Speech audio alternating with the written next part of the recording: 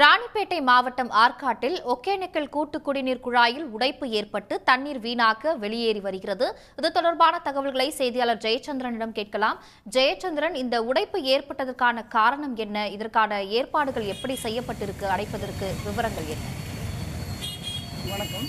ராணிப்பேட்டை மாவட்டம் ஆற்காட்டில் பிரதான சாலையான ஆற்காடு ஆரணி சாலையில் இன்று காலை ஒரு லோடு ஏற்றி சென்ற லாரி தரைப்பாலம் அருகே சாலை ஓரத்தில் அமைக்கப்பட்டிருந்த இரும்பு குழாய் மீது மோதியதில் இரும்பு குழாய் உடைந்து அதிலிருந்த ஒகேனக்கல் கூட்டு குடிநீர் சாலையில் ஆறாக பெருக்கெடுத்து ஓடியது.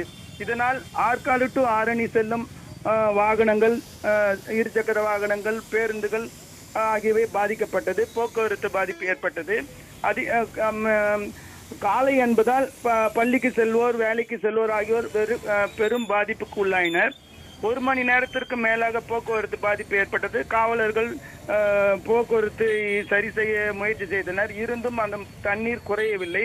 உடனடியாக தமிழ்நாடு குடிநீர் வடிகால் வாரிய அதிகாரிகளுக்கு தகவல் தெரிவிக்கப்பட்டது.